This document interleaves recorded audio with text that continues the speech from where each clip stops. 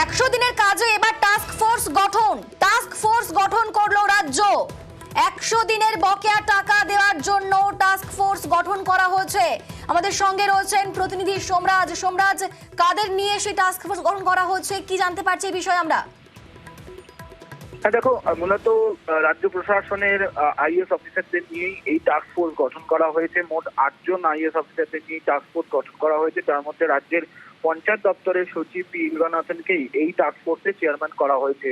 রাজ্য সরকারের তরফে ফেব্রুয়ারি মাসের শেষ সপ্তাহ থেকেই যে 100 দিনের কাজের বকেয়া টাকা দেওয়া হবে মূলত 24,50,000-এরও বেশি শ্রমিকদের, সেই টাকা যাতে সঠিকভাবে দেওয়া হয় তার জন্যই এই টাস্ক ফোর্স গঠন। মূলত এই টাস্ক ফোর্স নজরদারি চালাবে বিভিন্ন জেলায় 100 দিনের কাজের শ্রমিকরা যাতে ঠিকভাবে টাকা পান এবং বিভিন্ন ব্যাংক অ্যাকাউন্ট মারফত যাতে টাকা যায় এবং যত সংখ্যক বকেয়া রয়েছে, যে পরিমাণ বকেয়া রয়েছে সেই বকেয়ায় যাতে তাদের ব্যাংক অ্যাকাউন্টে যায় তার নজরদারি করবে এই টাস্ক ফোর্স। মোট 8 সদস্যের টাস্ক ফোর্স গঠন করা হয়েছে। এই টাস্ক ফোর্স বিভিন্ন জেলা শাসক থেকে শুরু করে বিভিন্ন আধিকারিকদের সঙ্গে কথা বলে বৈঠক করে গোটা প্রক্রিয়াটির উপরেই নজরদারি চালাবে, এই মর্মে নির্দেশিকা জারি করেছে নবান্ন। বেশ, ধন্যবাদ সোমরাজ।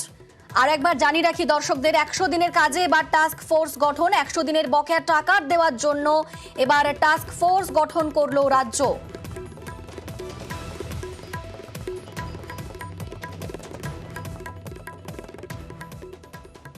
খবর